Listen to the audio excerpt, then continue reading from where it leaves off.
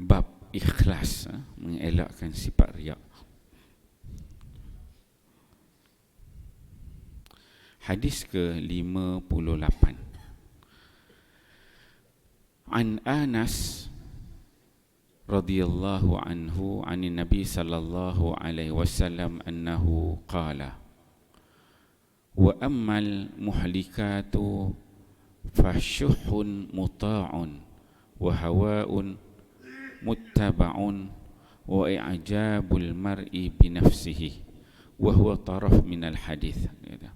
Sayyidina Anas radhiyallahu anhu meriwayatkan bahawa Nabi sallallahu alaihi wasallam bersabda, perkara-perkara yang boleh membinasakan ialah kebakhilan yang ditaati, hawa nafsu yang diikuti, dan perasaan ujub seseorang terhadap diri sendiri. Merasa diri sendiri lebih baik. Hadis riwayat Bazzar Baihaqi. An Abi Hurairah radhiyallahu anhu anin Nabi sallallahu alaihi wasallam qala min aswa'in nasi manzilatan man adhaba akhiratahu bidunya ghairihi, rawahu Baihaqi. Sayyidina Abu Hurairah radhiyallahu anhu meriwayatkan bahawa Nabi sallallahu alaihi wasallam bersabda, orang yang paling buruk ialah orang yang membinasakan akhiratnya untuk kepentingan dunia orang lain, yakni untuk manfaat dunia orang lain.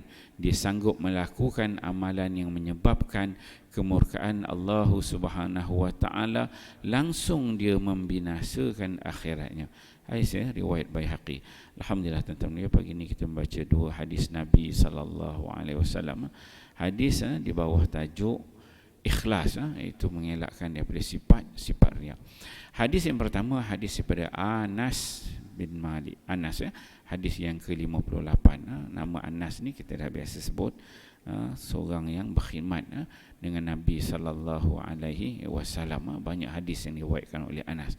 Dalam hadis ini dia menyebutkan bahawa Nabi sallallahu alaihi wasallam menyebutkan wa ammal muhlikatu, perkara-perkara yang boleh membawa kepada kebinasaan di kita. Sebagai umat Nabi Muhammad ini, kita hidup ini ada perkara-perkara yang boleh membinasakan kehidupan kita, boleh membinasakan amalan kita, kan, boleh membinasakan ketakwaan kita. Apa disebutkan oleh Nabi? Nabi mengatakan yang pertama ialah fasyuhun muta'un, kata kebakhilan yang ditaati. Jadi sifat bakhil, kalau kita rasakan ada dalam diri kita ni, muhasabah diri kita, tengok diri kita, dalam diri kita ni masing-masing ada sifat bakhil. Maka kalau bakhil itu tidak diperbaiki, kalau bakhil itu tidak dikekang tetapi dituruti, ditaati, sifat kedekut. Kedekut ni tak hidung masin, jenis tak hidung masin ni, dia keluarkan duit pun, dah keluar duit tu, dia kata nak masuk balik, dia akan masukkan balik duit tu. Bakhil, tahap macam tu. Nak keluarkan sedikit sedekah pun payah, nak infak pun payah. Memang dia tengok orang lain infak tapi dia tak rasa apa-apa. Datang hari Jumaat, datang solat, tengok orang ulur RM1, RM2, RM5, RM10, RM20, RM50, dia tengok tu, dia tak ada perasaan apa, relax aja. Tak ada jatuh dalam hati dia tu, dia orang ni buat pahala banyak, aku ni tak ada perasaan ke, tak nak pahala ke? Tak ada, dia relax aja. Dia tengok pula, buang duit dia, buat beli barang ni bagus kan. Sampai peringkat begitu. Kebakhilan yang ditaati, itu yang pertama yang membinasakan. Kemudian kata Nabi sallallahu alaihi wasallam, yang kedua ialah wahawan muttaba'un. Dia kata hawa nafsu yang diikuti. Tadi sifat bakhil, yang kedua hawa nafsu. Hawa nafsu, keinginan dia yang sifatnya tidak baik, yang sifatnya buruk. Apa-apa yang hawa nafsu tu nak, dia turuti. Benda-benda maksiat, benda-benda dosa, dia follow, dia ikut. Setiap kita ni Allah Subhanahu Wa Taala bekalkan dengan nafsu. Disebutkan inna nafsa la ammaratum bisu. Secara generalnya yang katakan nafsu ada pada setiap manusia ini, dia ada jenis-jenis, ada tingkat-tingkat dia. Tapi secara umum nafsu tu dia akan ada yang mengarahkan kita kepada kejahatan, keburukan. Tapi bila benda jahat tu kita, apa yang kita buat, muttabaun, kita ikut kehendak nafsu tu, begini, benda buruk, benda dosa, benda maksiat, kita follow je. Itu yang kedua kata Nabi SAW, yang membinasakan di kita. Kemudian yang ketiga kata Nabi SAW, wa i'jabul mar'i bi nafsihi.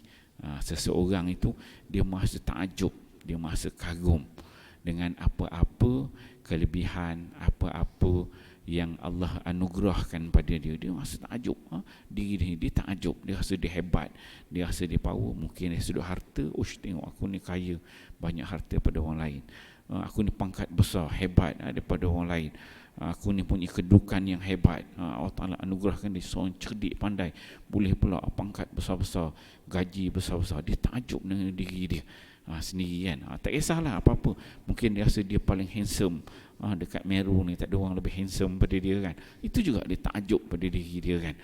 Apa-apa kelebihan yang Allah berikan pada seseorang tu, dia tenggelam dalam diri dia sendiri, dia takjub. Ataupun dalam konteks kita beramal pula, kita ni jenis rajin pula solat berjemaah, sembahyang sunat, tengok aku ni rasa macam okey, bagus nak kau team compare dengan orang lain ni, kira aku paling bagus lah kan. Dia takjub, dia paling best dari solatnya, amalannya. So dia takjub pada diri dia sendiri. Dan itu yang ketiga kata Nabi SAW, tiga perkara yang membinasakan. Itu yang pertama tadi sifat bakhil, yang kedua mengikut hawa nafsu, dan ketiga dia takjub pada diri dia sendiri. So tiga-tiga ni kita fahami, kita dengar, ada tak penyakit ni pada diri aku?